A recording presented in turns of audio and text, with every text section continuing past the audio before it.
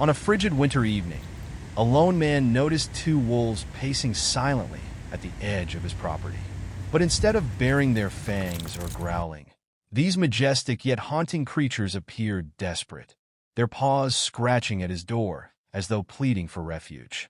When he finally opened it, he never could have anticipated the life-altering moment that awaited him. Why had these frozen wolves sought shelter from a human? And what fate awaited Warren Pierce if he let them in? Warren was no stranger to harsh winters. Having spent his entire life in the remote Alaskan countryside, he was well accustomed to sub-zero temperatures and howling winds. His sturdy log cabin stood as a testament to years of survival in one of the world's most unforgiving climates. Yet, for all his experience, nothing had prepared him for the sight that greeted him on this snowy evening. The day had been as routine as possible in the dead of winter. Warren had split enough firewood to last the night, checked on his small greenhouse, kept alive by a single heater, and retreated indoors, content to spend the long, dark hours by the fireplace with a mug of hot tea. Then came the sound, a strange scratching at his front door, accompanied by soft whines that cut through the silence of the night. At first, he assumed it was a stray dog, one of the few feral canines that roamed the outskirts of town. But as he peered through the frosted window, his heart pounded. Two emaciated wolves stood on his porch, their once proud coats matted and dusted with snow. Their breaths curled in the freezing air, and instead of snarling, they trembled with cold and exhaustion. One even mustered a weak, pleading howl. Warren's instincts clashed with his caution. Wolves were wild predators, unpredictable, dangerous. Yet, these creatures didn't seem menacing. They seemed desperate. Against better judgment, he grabbed a flashlight and cautiously cracked open the door. The nearer wolf took a shaky step forward, its glowing eyes filled not with hostility, but something eerily close to hope. In that moment, any fear Warren felt was overpowered by a surge of compassion. What had driven them to seek refuge with a human? And if he let them in, was he inviting danger into his home? Taking a measured breath, Warren made his decision. Wincing against the wind, he pushed the door open wider and gestured for them to come inside. The wolves exchanged a glance, if it could be called that, before cautiously stepping forward, their paws leaving faint imprints in the snow.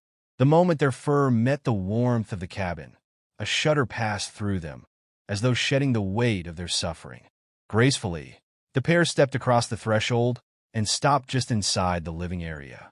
Moving slowly to avoid startling them, Warren shut the door, sealing out the howling storm. He hoped his instincts weren't leading him to disaster. For a moment, the wolves remained still, their breaths heavy in the sudden quiet. Then, curiosity took over. They moved cautiously, sniffing at the wooden floors, the stacked firewood, and the air thick with the scent of burning logs. Warren observed them in silence. The smaller wolf, gray-furred with a noticeable limp, favored its hind leg, its ribs painfully visible beneath its coat. The larger wolf bore a scar along its muzzle, a testament to past battles. Yet, despite their emaciation, they carried themselves with a quiet dignity.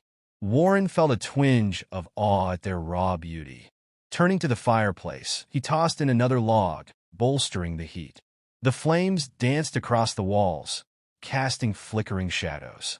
The wolves shifted their focus to the fire, one letting out a soft whine as it edged closer. Had they ever known such warmth? The cabin, once a fortress of solitude, now held an undeniable energy, a fragile truce between man and beast. Then came the next pressing issue, food. Warren rummaged through his modest pantry, pulling out raw meat he had intended for himself. Was it wise to feed wolves? Probably not. But looking at their hollow frames, he had no real choice. He set the meat on the floor and stepped back. The smaller wolf approached first, sniffing cautiously before taking a tentative bite. The larger followed, and in mere seconds, the food was gone. Their eyes, now reflecting something akin to relief, locked onto Warren. He exhaled. How long had it been since they had last eaten? The wild was merciless, and the bitter cold made hunting nearly impossible for the weak. As the wolves settled, their bodies visibly relaxing, Warren eased into his chair, keeping a respectful distance. He was keenly aware of the risk he was taking, but their demeanor reassured him. They weren't here to attack. They were exhausted, possibly on the verge of death. The hours passed in an unusual companionship. Warren tended the fire, flipping through an old novel while the wolves dozed fitfully. Occasionally, they stirred at the sound of the wind or the crackle of burning logs. At one point, the larger wolf whimpered softly in its sleep, paws twitching as if running in a dream. Warren fought the strange urge to soothe it. Eventually, he set up a makeshift bedding area near the warmest corner, coaxing the wolves with blankets. They hesitated before finally curling up, noses tucked under tails. The sight filled him with something he couldn't quite define. As he double-checked the locks, an old habit from living in bear country, he silently prayed for a peaceful night. The first light of dawn arrived sooner than expected. Warren awoke to golden rays filtering through the frosted window. Blinking the sleep from his eyes, he checked the living area. He half expected to find the cabin in disarray, but instead, the scene was eerily calm. The wolves were awake, watching him with weary gratitude. As he stoked the fire, he noticed the smaller wolf's limp had worsened. Concern stirred in his chest. Moving cautiously, he kneeled and extended a hand. The wolf tensed, but didn't retreat. Slowly, Warren placed a hand on its hind leg. The wolf flinched, a soft growl of pain slipping past its teeth, but it did not snap. Swelling, possibly an old injury made worse by the cold. "I'll do what I can," Warren murmured. Gathering a basic first aid kit, he returned to the wolf's side. It watched him, breath hitching in uncertainty. The larger wolf, pacing nearby, let out a deep rumble of warning. Warren met its amber eyes with steady resolve. "I'm not hurting your friend." He proceeded with the utmost caution, murmuring soft reassurances as he cleaned the wound. The injured wolf trembled but remained still, allowing the human to tend to it. The larger wolf finally settled, as if accepting Warren's intent. Something shifted in the air then, an unspoken understanding, a fragile trust, built in the quiet of a winter storm. As Warren wrapped the bandage with careful hands, he realized that whatever had brought these wolves to his doorstep had forever changed the course of his life. And perhaps in turn he had changed theirs. Warren kept his tension at bay as he cleaned the wound and secured a light bandage. He carefully examined the wolf's paw pads, noting deep cracks and the early signs of frostbite. With steady hands, he applied a mild ointment to soothe the raw skin before gently wrapping the leg with gauze. The wolf flinched and whimpered throughout, but to his surprise, it remained remarkably cooperative. When the task was done, Warren exhaled a breath he hadn't realized he was holding. "Done," he murmured, slowly withdrawing his hands. The wolf exhaled through its nose, the sound almost like a sigh of relief. Warren offered a small smile, a surge of empathy rising in his chest. With the immediate medical concerns handled, his attention shifted to survival. He checked his pantry, assessing what remained after feeding the wolves earlier. He had enough for another meal, but his supplies were dwindling. If these wolves intended to stay beyond a day or two, he would need a plan to secure more food. No easy feat in the dead of an Alaskan winter. With that in mind, Warren decided to step out briefly to gather more firewood and check for any nearby hunting opportunities.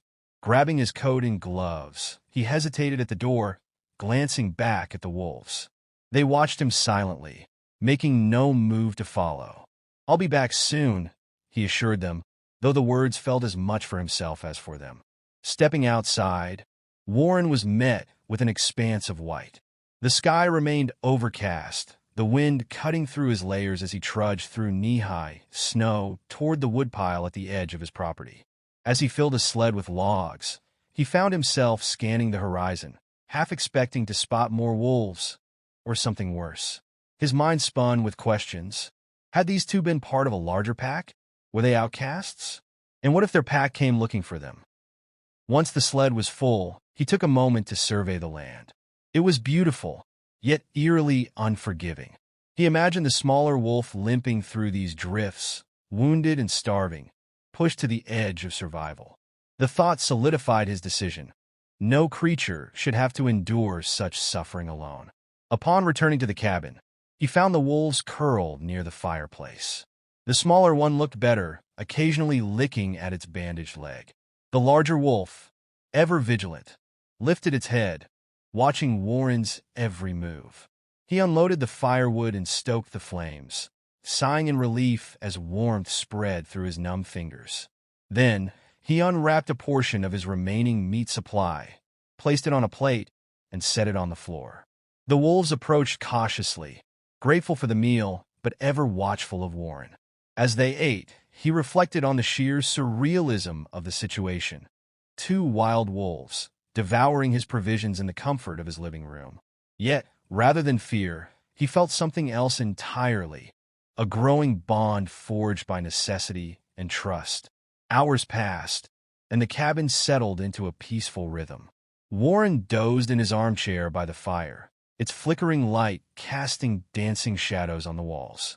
The wolves rested on the blankets he had laid out, occasionally rising to lap water from a bowl nearby. A thought nagged at him.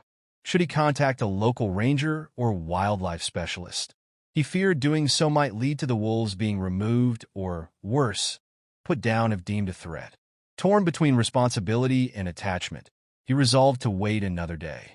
Perhaps they would regain their strength and return to the wild on their own. Still, a twinge of guilt gnawed at him. As unusual as their presence was, it gave him purpose. Night fell again, and the wind howled outside, rattling the cabin's walls. Inside, the glow of the hearth remained a steadfast beacon against the dark. Restless, Warren paced. The wolves watched, their gaze quiet and knowing. It was as if they understood his turmoil. Eventually, he sank back into his chair, feeling the weight of responsibility settle on his shoulders. What would morning bring? Would the wolves leave, returning to the wild where they belonged? Or would they stay, forging an even deeper connection to the man who had opened his home to them? Warren didn't know, but he was certain that the next few days would test his compassion, his resourcefulness, and possibly his limits. Dawn broke with a fragile light, casting a pale glow across the snow-covered land. Inside, the warmth of the hearth wrapped around Warren and his unexpected guests. As he stirred from sleep, he noticed something odd. The larger wolf was no longer lying by the fire. A flicker of unease ran through him. Had it slipped out during the night? Had it gone back into the frozen wilderness?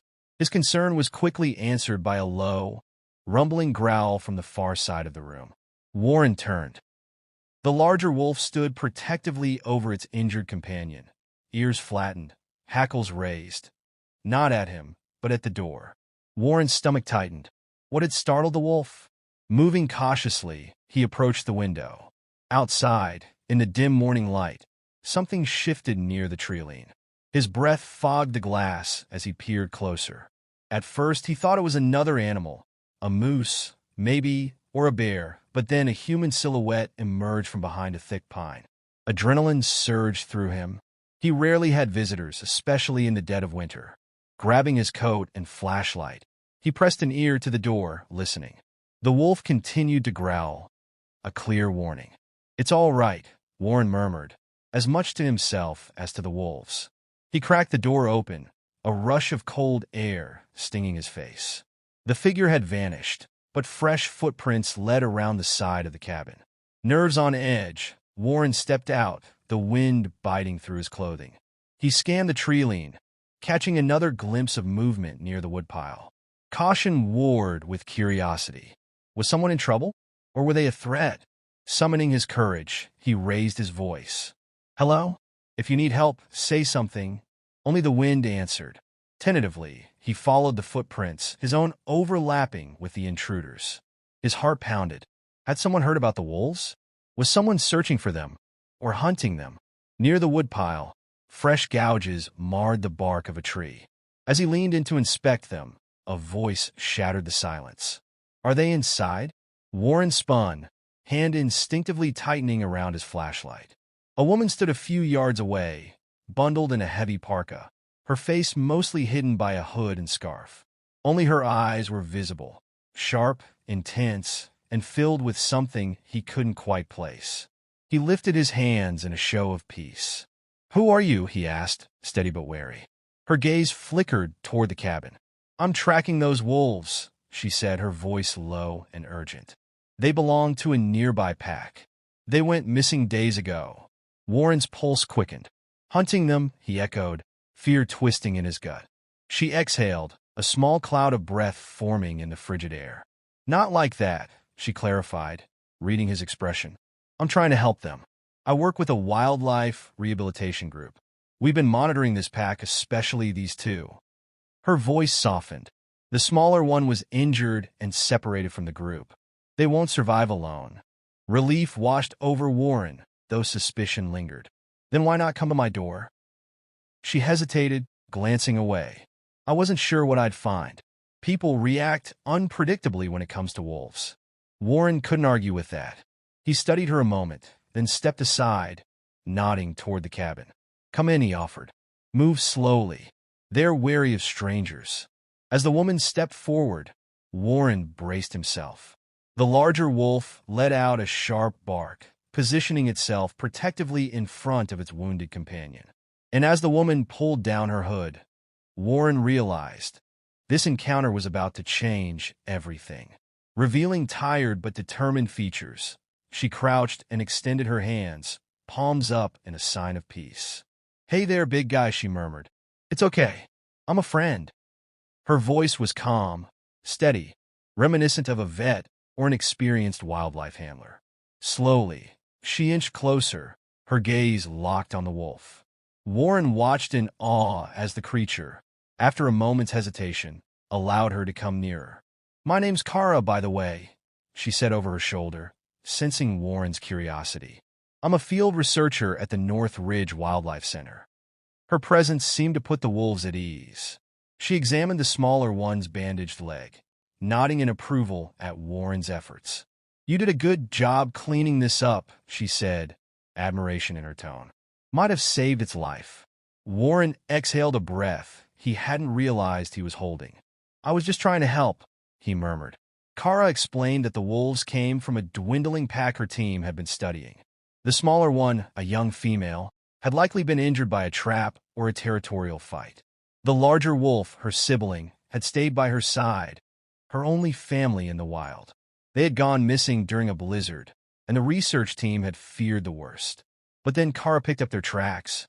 As she spoke, the wolves visibly relaxed, their tense postures easing. It was as if they recognized her scent, her voice. Warren felt a swell of relief and an unexpected pang of sadness. Their time with him was coming to an end. "You're going to take them back to your center?"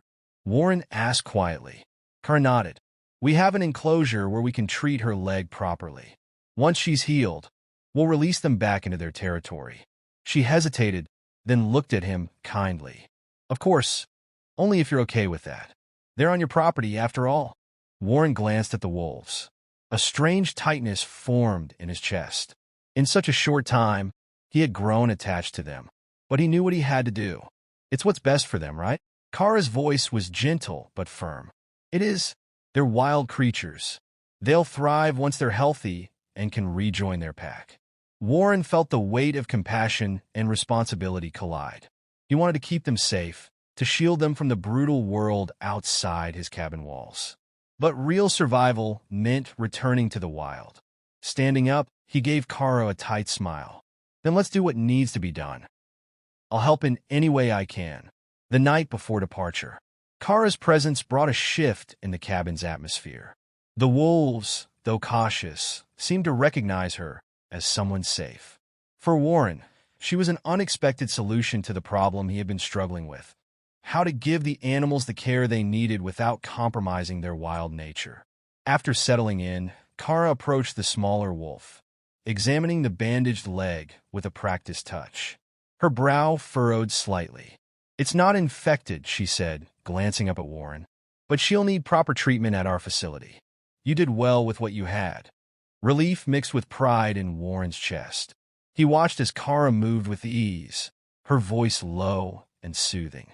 The larger wolf observed her carefully, letting out a quiet whine every so often, as if voicing concern for its companion.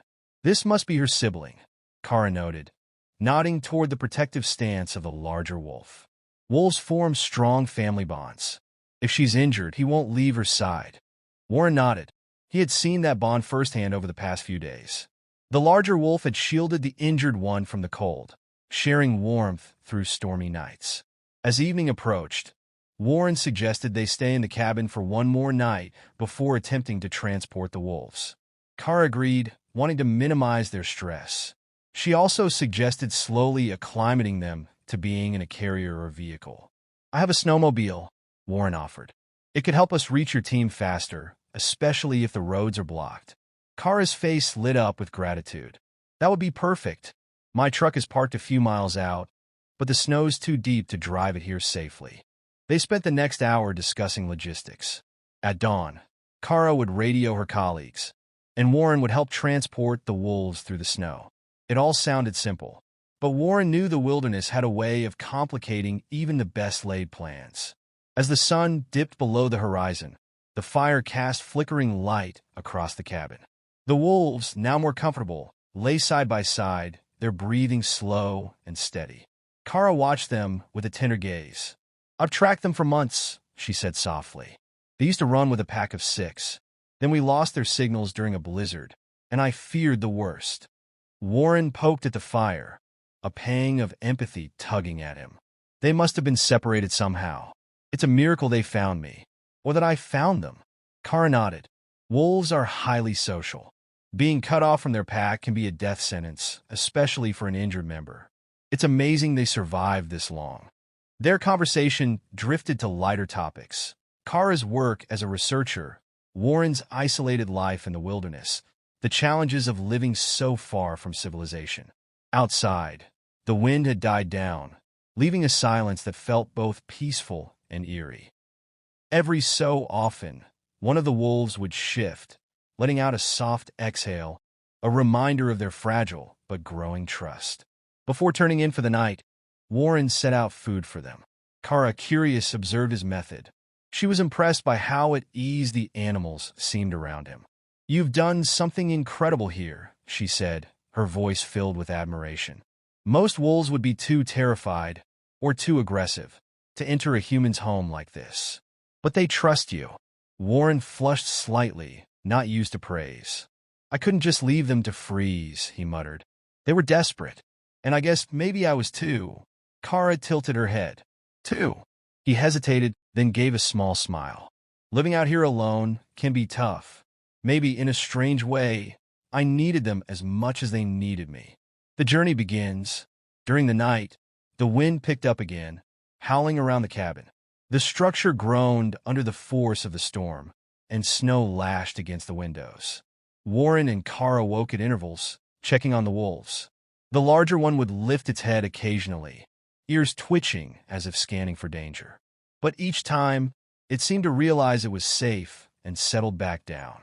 By dawn, a pale gray light filtered through the frosted windows. Kara stretched, rubbing the sleep from her eyes. "I'll try to reach my colleagues now," she said, pulling a compact radio from her gear. She stepped outside, braving the cold in search of a clearer signal. Inside, Warren started a pot of coffee, the rich aroma filling the cabin. The wolves stirred, blinking drowsily. The smaller one's legs still showed signs of swelling, but it had improved. When Kara returned, her expression was a mix of relief and urgency. "They're sending help," she announced.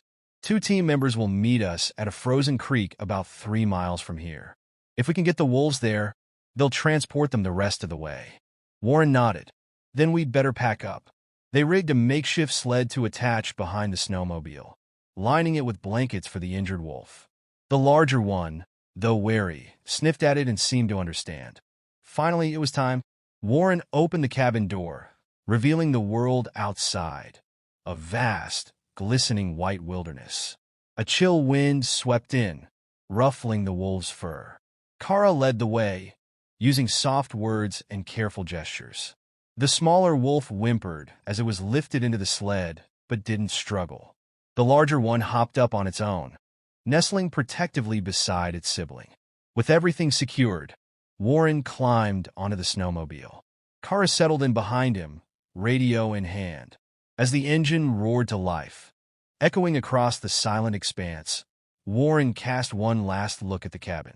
A part of him was reluctant to leave behind this fleeting haven where man and wolf had coexisted in rare harmony. But he knew this was the right thing to do. The snowmobile carved a narrow path through the endless white, its engine the only sound in a world muffled by ice and snow. Warren gripped the handlebars firmly, leading the way with Kara seated behind him, her sharp eyes constantly checking the makeshift sled tethered behind them. Inside, the two wolves huddled together, one injured, its bandaged leg tucked close, while the other curled protectively around its sibling. Their destination was Frozen Creek, a rendezvous point where Kara's colleagues would be waiting. Though only 3 miles away, the journey felt both deceptively short and perilously long. The Alaskan winter was unforgiving. A biting wind carried flurries of snow that stung exposed skin, and despite the faint warmth of the sun, the cold was unrelenting. Kara glanced at her radio, scanning for updates. The signal crackled, distorted by the thick forest and towering mountains. "They'll meet us in about an hour," she called over the wind. "We need to keep a steady pace." Warren nodded, focusing on guiding the snowmobile around hidden rocks and deep drifts. Every so often, he glanced back to ensure the wolves weren't jostled too roughly. The larger wolf's ears twitched at every bump, but it remained still, as if understanding they meant no harm. 10 minutes into the ride, the sky shifted. A wall of steel-gray clouds gathered on the horizon, signaling an approaching storm. Warren tensed. Traveling through a blizzard, especially with injured wildlife, was a risk he'd hoped to avoid. "Let's pick up speed," he said, raising his voice above the wind. Kara tapped his shoulder in agreement, bracing for the rougher ride. The sled jolted over icy ridges, sending sprays of snow over the wolves. They whimpered but made no attempt to leap out, as if instinctively knowing this was their best chance. As they reached the edge of the forest, visibility worsened.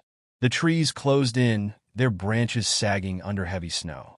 Warren slowed, weaving carefully between trunks. One wrong move could topple them or damage the sled. "We're close to the creek," Kara noted, checking her GPS. "If we follow the tree line, we should see it soon." Minutes later, they emerged into a clearing. Frozen Creek stretched before them, its icy surface gleaming under the weak sunlight. Snow had drifted across the ice, making it look like a smooth, treacherous road. "We should cross here," Kara suggested. "My team should be on the far bank." Warren eased the snowmobile onto the ice, testing its stability. It groaned faintly, but held firm as they glided forward. The landscape around them was starkly beautiful, silent, vast, and untouched. Yet, the storm loomed closer, swallowing the peaks in a curtain of gray. Halfway across, the radio crackled. "Kara, this is Dan." His voice was muffled by static. "We're approaching from the east, but the storm's moving in faster than expected. If it hits before we reach you, you might need to hunker down." Kara exchanged a worried glance with Warren.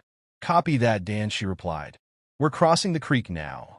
"Where exactly will you be?" "Look for a red marker on a pine," Dan said. "We'll set up a temporary shelter there." As if in response, the wind howled, whipping snow across the ice. Visibility dropped. Warren tightened his grip on the handlebars, fighting to keep the snowmobile steady. The wolves let out anxious whines, the smaller ones shivering from cold or fear, perhaps both. Kara placed a steadying hand on Warren's shoulder. "Just a little further. We'll find that marker."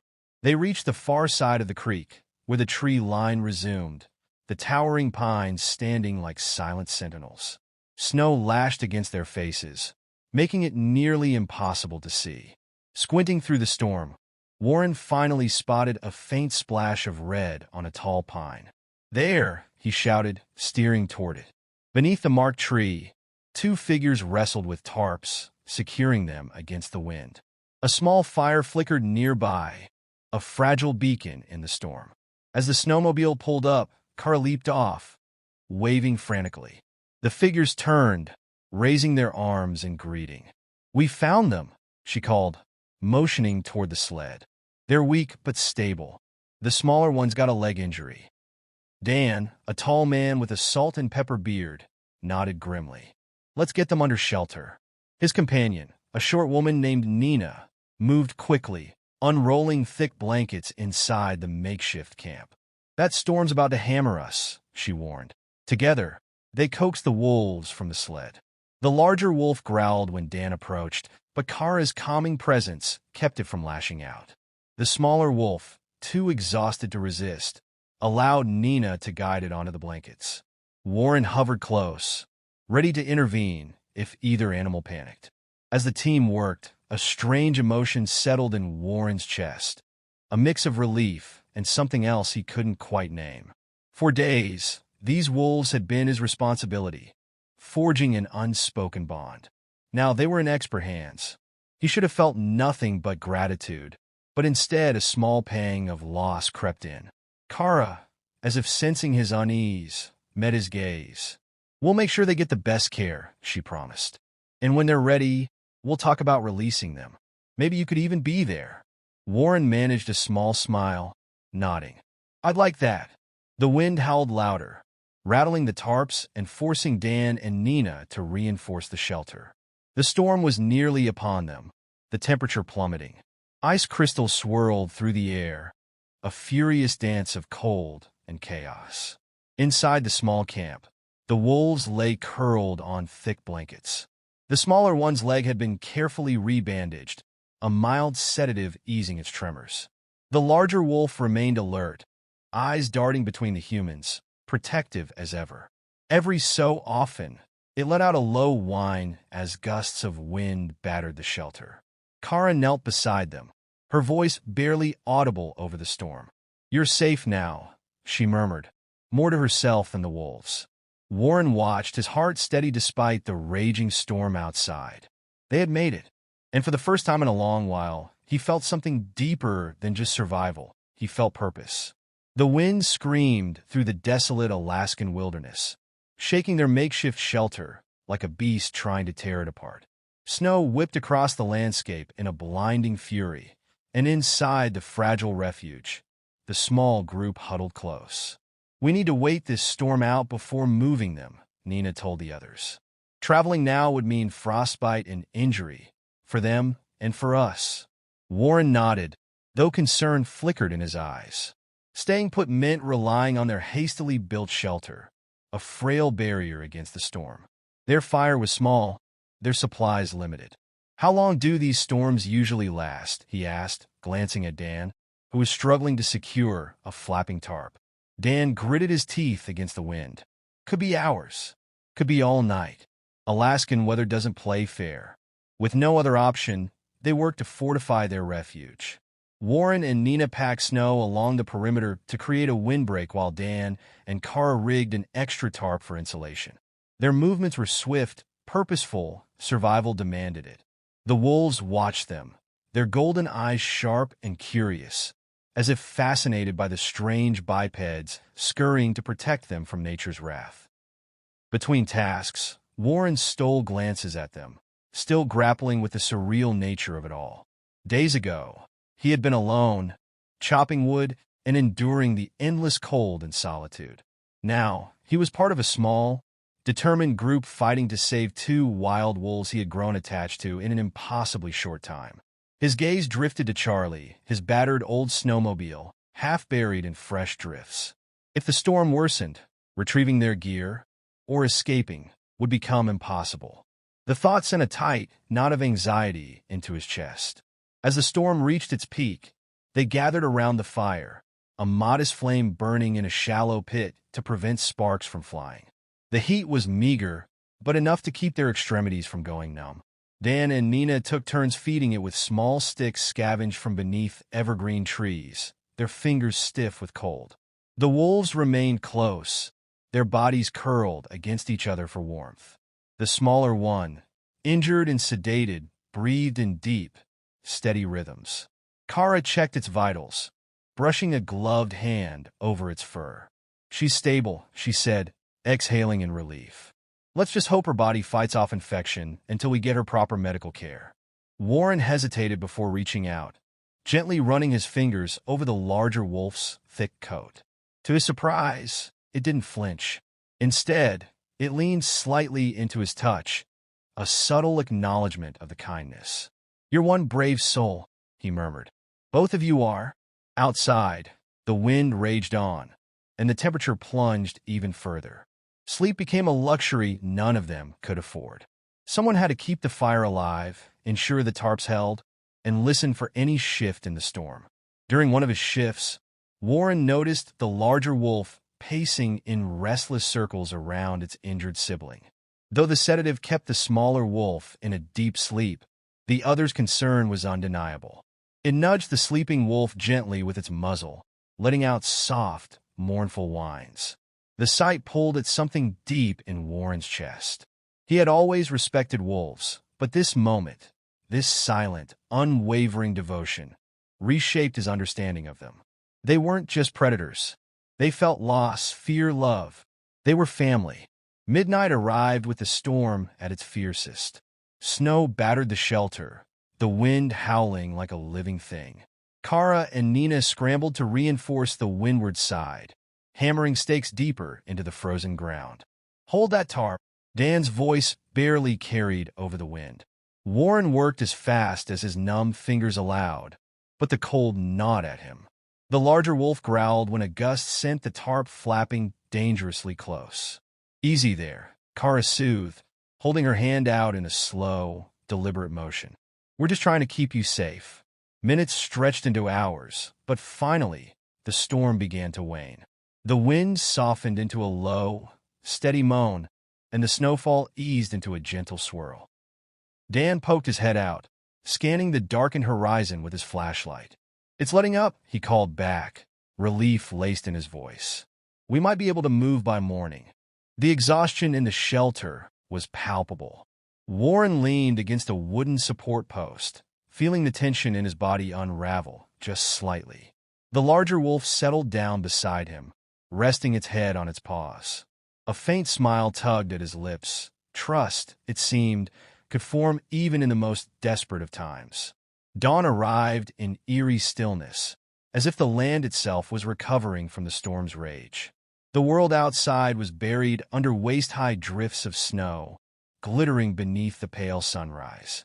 Kara's radio crackled. She answered it immediately, tension stiffening her posture. "Dan, do you copy?" The storm's cleared. "How's your location?" A long pause, then a response that made her shoulders go rigid. She turned to Warren, her expression grim. "The road to the wildlife center is blocked by fallen branches and ice. They're trying to clear it, but it could take hours, maybe a day." A heavy silence settled over the group. Warren exhaled sharply. "So we're stuck here for a while. Cara nadie. We can't risk taking the wolves through deep snow. And the snowmobile's useless if the roads are impassable." The weight of the situation pressed down on them, but none of them wavered.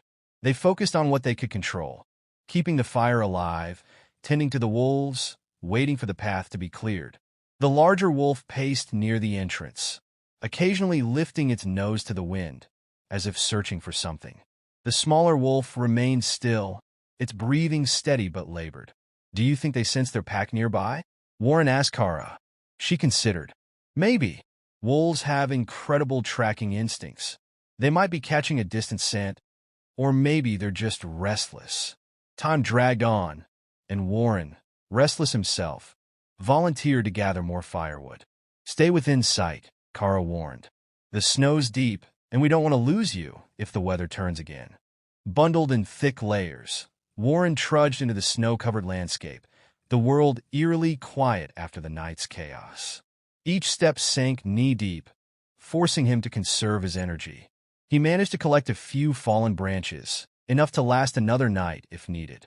On his way back, something caught his eye. A faint set of tracks in the snow, leading away from the creek. They weren't from a moose or a rabbit.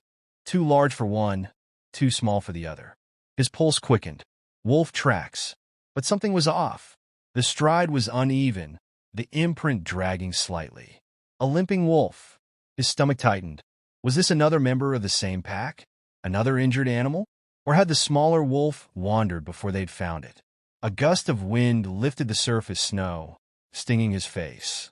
He glanced back. He had strayed farther than he intended. The shelter was no longer in sight. He turned to head back, then stopped. A flicker of movement in the corner of his eye. A flash of gray fur. Among the trees, Warren's breath hitched. Another wolf. He carefully set down the bundle of wood, not wanting to appear threatening. "Hello," he murmured, feeling slightly foolish for greeting a wild animal. But something about this wolf gave him pause. Could it be connected to the pair he was sheltering? The creature lingered behind the trunk of a gnarled birch, watching him. Warren caught glimpses of a thin muzzle, tall ears, and a patchy coat. Undeniably a wolf, but in rough shape. It observed him with wary hesitation, torn between curiosity and fear. Warren remained still, using the same calm presence that had soothed the injured wolf back at the cabin. Minutes passed in a tense standoff. Finally, the wolf took a hesitant step forward. Now, in the fading light, Warren saw the full extent of its suffering. It was dangerously underweight, its fur matted with ice, its movements sluggish with exhaustion. A pang of sympathy struck him. How many wolves were fighting a losing battle against the relentless winter? He recalled Kara mentioning a pack. Was this yet another separated member? The thought tugged at him. If they could reunite these wolves, maybe they'd stand a better chance of survival. Then, suddenly the wolf growled. The deep, rattling sound startled Warren. Its lips curled back, revealing teeth, though it looked too weak to truly threaten him. Instinctively, Warren raised his hands, palms out, a silent reassurance. "Easy," he whispered, his heart thudding. But the wolf wasn't looking at him. Its gaze flicked past him, fixated on something beyond. Warren turned, scanning the snow-laden trees. Nothing, just the tracks he'd left behind. Then, without warning, the wolf bolted, disappearing into the pines with surprising speed for its frail condition. A chill of unease crept through Warren. What had spooked it? Clutching the bundle of wood, he hurried back to the shelter, his mind replaying the encounter. Kara noticed his troubled expression the moment he stepped inside. "Everything okay?" she asked, as he dropped the wood near the fire. Warren recounted what he'd seen. Kara listened intently, her brows knitting together. "Another lone wolf, injured or starving," she mused. "It could be from the same pack or a rogue. Either way, following it alone is risky." "I couldn't just walk away," Warren admitted. It looked so desperate. Kara placed a reassuring hand on his shoulder. "I know, but we need to focus on the ones we have here first. Once they're stable, we can look into that wolf. We can't put ourselves or them in danger." Warren glanced at the two wolves resting under the tarps. Emotion swelled in his chest. The wilderness was merciless, and he couldn't save every creature alone.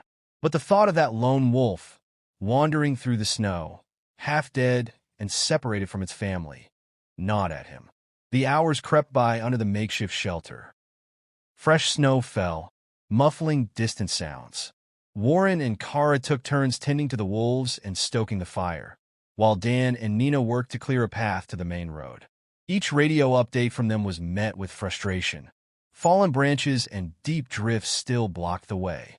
And yet, Warren's mind kept drifting back to the wolf. Its gaunt frame, the flicker of fear in its eyes. Was it truly alone? Or was it searching for something?